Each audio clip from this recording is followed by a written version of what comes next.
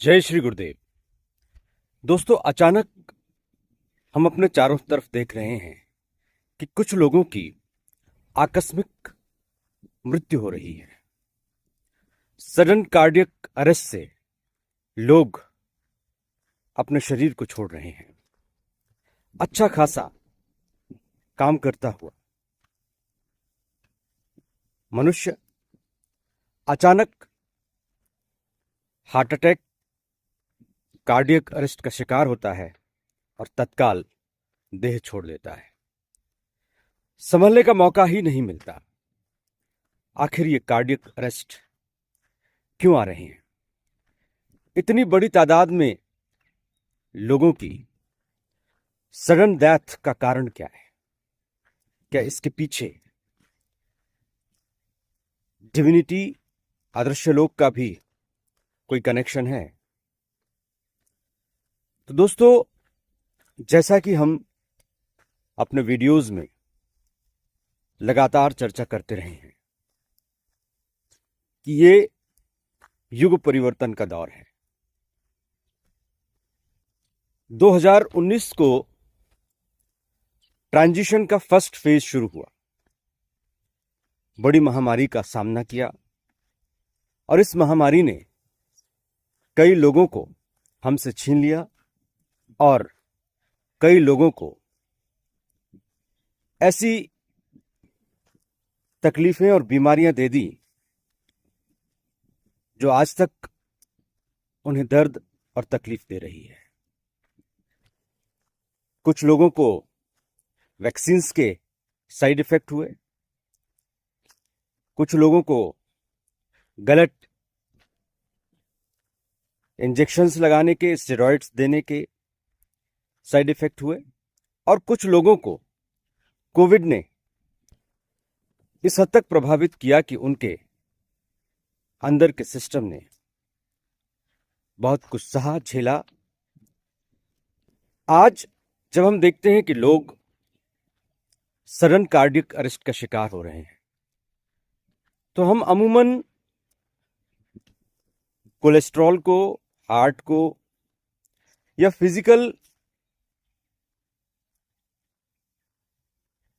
Complexities को इसका दोष देते हैं। लेकिन किसी भी व्यक्ति की मृत्यु सिर्फ उसके शरीर की प्रतिक्रियाओं का नतीजा नहीं है। यानी फिजिकल फेल्योर इसके लिए एकमात्र जिम्मेदार नहीं है।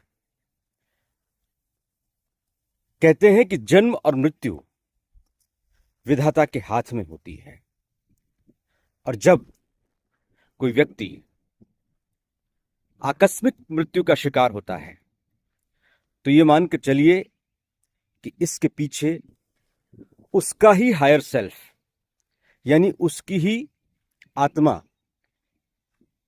कारण है और कारक है। प्रत्येक व्यक्ति जन्म लेता है कुछ उद्देश्यों के साथ, अपनी भूमिकाओं के साथ, जिम्मेदारियों के साथ, कर्तव्यों के साथ और ग्रोथ के टारगेट के साथ। जन्म से पहले जन्म की प्लानिंग होती है, ब्लूप्रिंट तैयार होता है और इस ब्लूप्रिंट में लगातार उन्नति करते जाना, लगातार आगे बढ़ते जाना एकमात्र उद्देश्य होता है। यदि कोई आत्मा जीवात्मा बनने के बाद, शरीर लेने के बाद अपने ब्लूप्रिंट से हटती है, अपनी स्पिरिचुअल प्लानिंग से हटती है और वो लगातार हटती चली जाती है, वो जीवन के प्रति उदासीन हो जाती है, ना तो उसका साधनात्मक ध्येय या उद्देश्य होता है, ना ही उसका भौतिक जीवन का कोई खास उद्देश्य होता है। वो जीता है मरे हुए की तरह। उसके अंदर की जीवन शक्ति कमजोर पड़ जाती है। जीवन जीने का तरीका बदलता नहीं, सुधार का कोई उपाय दिखता नहीं। लाइफ का जो ब्लूप्रिंट है, जीवन का जो उद्देश्य है, ध्येय है, यदि व्यक्ति उस ध्येय की तरफ आगे बढ़ता नहीं या वो पीछे जाता चला जाता है, तो उसकी अंतरात्मा, आत्मा, हायर सेल्फ ये समझ जाता है कि अब इस जीवन में, इस शरीर के साथ कोई रोमांच, संघर्ष, चुनौतियां, आगे बढ़ने का कोई उपाय बाकी नहीं है। तब फिर वो हायर सेल्फ उस जीवात्मा को उसके ही शरीर से दूर करने का निर्णय ले लेती है और cardiac arrest, sudden death, accident कारण बन जाता है उस जीवात्मा का शरीर छोड़ने का। और ये एक महत्वपूर्ण बात है जो हम सबको समझनी पड़ेगी। हम सब इस धरती पर आए हैं एक उद्देश्य के साथ, लक्ष्य के साथ, प्लानिंग के साथ, क्योंकि यह धरती सीखने के लिए है, यह धरती संघर्ष के लिए है, यह धरती खुद को मांझने के लिए है, यह धरती खुद को अनावश्यक कर्मों के बोझों से निवृत्त करने के लिए है, जीवात्मा को उच्चतम अवस्था में पहुंचाने के लिए है। इसीलिए जीवात्मा ने धरती जैसे मिश्रित गुणों वाले युग का, लोक का, डेंसिटी का, डायमेंशन का चयन किया ताकि वो यहां सीख सके, सत्व, रज और तमोगुण के बीच अपने आप का उत्थान कर सके। यही तो वो चुनौती है जिस चुनौती से हमें होकर निकलना है, तपना है, तप कर सोना बनना है। लेकिन जो भी जीवात्मा अपनी यात्रा में आगे बढ़ने से खुद को असमर्थ पाती है, परिस्थितियां, स्थितियां उस जीवात्मा को आगे बढ़ने से रोकती हैं और वो असहाय हो जाती है आगे बढ़ने में, तब वो निर्णय लेती है कि मुझे ये शरीर छोड़ देना चाहिए। और इसी वजह से वो सडन कार्डियक अरेस्ट का शिकार हो जाती है। यही बात हर व्यक्ति को समझना है कि हर चीज के पीछे सिर्फ फिजिकल चेंजेस कारण नहीं होते। हर चीज किसी न किसी उच्चतर ध्येय का, उच्चतर उद्देश्य का प्रतिनिधित्व करती है। और यही आत्माओं को समझना, सीखना है। जीवात्माओं को अपने लक्ष्य के प्रति सजग होना है, जानना है कि वो इस दुनिया में क्यों है, किस उद्देश्य के साथ है और उस उद्देश्य में प्रतिदिन कितनी तरक्की हुई। दिन निकल गए, रातें निकल गईं और हमने कुछ पाया नहीं, हासिल नहीं किया और अंततः परिणाम जीवात्मा की हताशा, निराशा, आत्मा का वो निर्णय जो उसे इस शरीर को छोड़ने के लिए मजबूर करता है। और वो एक ऐसे उपाय को, रास्ते को चुनती है जिसके जरिए शरीर हमसे छिन जाता है। आज जब हम युग परिवर्तन के दौर में हैं, हम देखते हैं कि इस दौर में भी कई जीवात्माएं निरंतर अवनति कर रही हैं। आपने देखा होगा कि कुछ युवा, किशोर, टीनेजर्स जब गलत रास्ते पर चल पड़ते हैं, शराब और पार्टियों में खो जाते हैं, तो हमने उनमें से कईयों को एक्सीडेंट के जरिए, नदी या तालाब में नहाते हुए या इन अन्य किसी कारण से कम उम्र में ही शरीर छोड़ते हुए देखा और सुना होगा। इसके पीछे भी उस जीवात्मा का अपने लक्ष्य और उद्देश्य से बहुत नीचे गिर जाना है, क्योंकि वो आया था किसी और उद्देश्य के साथ, लक्ष्य के साथ, लेकिन दोस्तों में, माहौल में, कली के प्रभाव में वो बह गया और उसकी जीवात्मा असहाय हो गई, मन भारी हो गया और वो लिप्त हो गया पार्टियों में, वो लिप्त हो गया ऐसी एक्टिविटीज में जो एक्टिविटीज उसकी सोल प्लानिंग को पूरी तरह से बाधित करती है। ऐसे समय में मार्गदर्शक आते हैं, डिवाइन सोल्स आती हैं, उत्प्रेरक आते हैं, कैटलिस्ट आते हैं, दोस्त मित्र यारों के माध्यम से, परिचितों के माध्यम से उस व्यक्ति को,